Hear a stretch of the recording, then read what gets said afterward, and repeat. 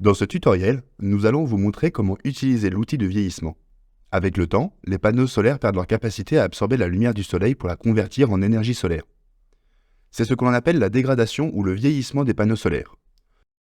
L'outil de vieillissement de PV6 permet d'effectuer des simulations sur plusieurs années en tenant compte de la dégradation des modules photovoltaïques et de l'augmentation du mismatch au fil des ans. Dans ce tutoriel, nous allons montrer comment utiliser cet outil. L'outil de vieillissement est limité aux projets raccordés au réseau pour le moment. Cliquez sur le bouton « Coupler au réseau ». Dans ce tutoriel, nous utiliserons le projet Demo Residential. Cliquez sur « Charger » et choisissez le projet Demo Residential System à Geneva. Ensuite, dans l'onglet Variantes, choisissez la variante VC2 Detail Losses. Pour accéder à l'outil de vieillissement, cliquez sur « Simulation avancée ». Dans la fenêtre « Simulation avancée », vous trouverez en haut des informations sur la variante du projet. Cela vous permet de vérifier les paramètres de simulation de la variante choisie en un clin d'œil.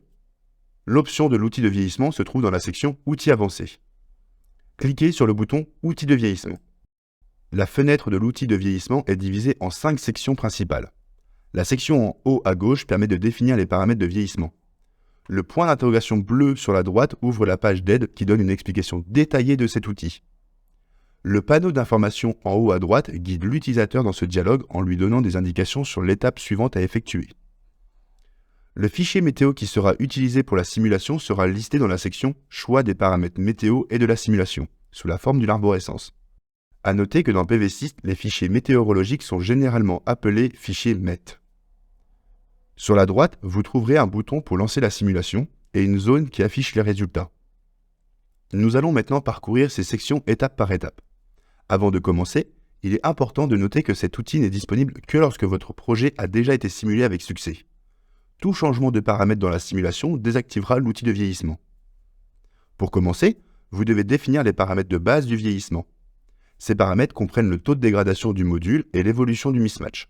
Si les pertes détaillées sont déjà définies, la LED sur le bouton deviendra verte et l'outil de vieillissement prendra ces paramètres comme valeur initiale. Vous pouvez toujours accéder aux pertes détaillées pour vérifier ou modifier ces paramètres. Ensuite, vous devrez choisir le fichier météo pour la simulation. Le fichier météo peut être un fichier unique ou une série de données pluriannuelles. À ce stade, seuls les fichiers contenant des données pour une année complète seront disponibles. Dans cet exemple, nous disposons d'un seul fichier générique et d'une série de données météorologiques annuelles de 2005 à 2020.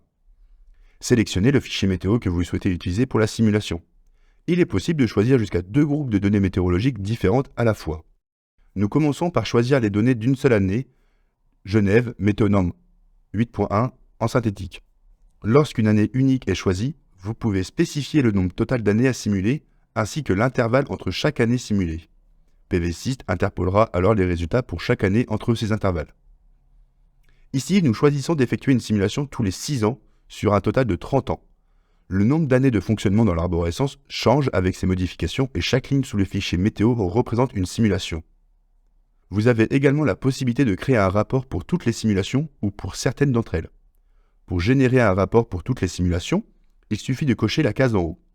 Pour générer des rapports individuels, sélectionnez les simulations séparément. Un rapport pour cette simulation sera créé et stocké dans l'espace de travail de l'utilisateur de PV6. Lorsque vous sélectionnez l'option « Générer une variante » distincte sera créée et ajoutée au projet. Cette variante aura le modèle de vieillissement activé dans Pertes détaillées avec la valeur correspondante pour Simulation pour l'année N. Elle contiendra également les résultats de la simulation calculés avec le fichier MET correspondant. Vous êtes maintenant en mesure d'effectuer la simulation. Cliquez sur le bouton « Exécuter la simulation ». Une barre de progression apparaît et montre l'évolution de la simulation. Lorsque la simulation est terminée, les résultats sont affichés directement dans la section « Résultats, tableau et graphique ». Le bouton « Voir les paramètres » en haut à droite de cette section vous permet d'accéder facilement aux paramètres de la simulation. Vous pouvez revenir aux résultats en cliquant sur le bouton « Voir les résultats ». Les résultats sont affichés sous la forme d'un tableau et de 2 graphiques. Dans le tableau, des variables telles que l'énergie utile du système, qui, dans notre exemple, sera l'énergie injectée dans le réseau, le ratio de performance et la perte de ratio de performance de l'année 1 au nombre d'années simulées sont indiqués. Vous pouvez choisir d'inclure des résultats supplémentaires dans le tableau en sélectionnant les variables dans la liste de droite. Il est également possible de modifier les unités des variables. En ce qui concerne les graphiques, celui du haut représente l'énergie utile produite par le système au cours de l'année de fonctionnement, et le second graphique illustre le ratio de performance au fil des années. Notez que les barres de couleur plus foncées représentent l'année simulée et que les barres de couleur plus claires sont les valeurs interpolées. Vous pouvez choisir d'afficher une nouvelle fois une variable différente en sélectionnant dans la liste Variables de résultats sur la droite. Cela modifiera l'affichage du graphique en haut. Nous allons maintenant réaliser la simulation avec des fichiers météorologiques pluriannuels. Cliquez ici. Sélectionnez la série pluriannuelle. Dans cet exemple, nous avons des fichiers météo pour les années 2005 à 2020. Vous pouvez désélectionner une année spécifique en cliquant sur le fichier météo que vous ne souhaitez pas inclure. L'exécution de la simulation avec des fichiers météo annuels présente l'avantage de calculer une variation annuelle plus réaliste de la performance du système. Cliquez sur « Exécuter la simulation ». Comme indiqué dans l'exemple précédent, une barre de progression s'affiche pour montrer l'évolution de la simulation. Vous pouvez visualiser les résultats lorsque la simulation est terminée.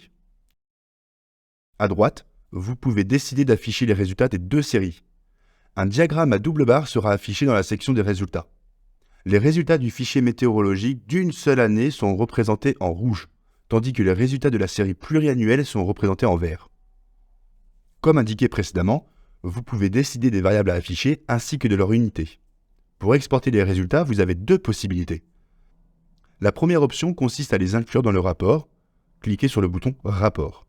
Les résultats de l'outil de vieillissement se trouvent sur la troisième et l'avant-dernière page du rapport. Un résumé des paramètres de vieillissement utilisés pour la simulation est inclus en haut de ces pages. Ensuite, une page est consacrée au graphique et l'autre au tableau. Vous avez la possibilité de supprimer ces pages si vous ne souhaitez pas les afficher dans le rapport.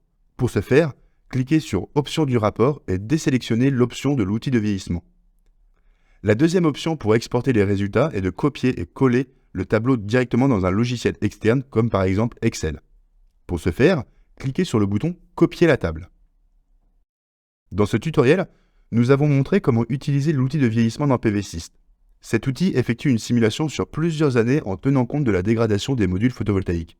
Les résultats décrivent l'évolution des performances du système photovoltaïque sur plusieurs années et donnent un aperçu de son potentiel à long terme.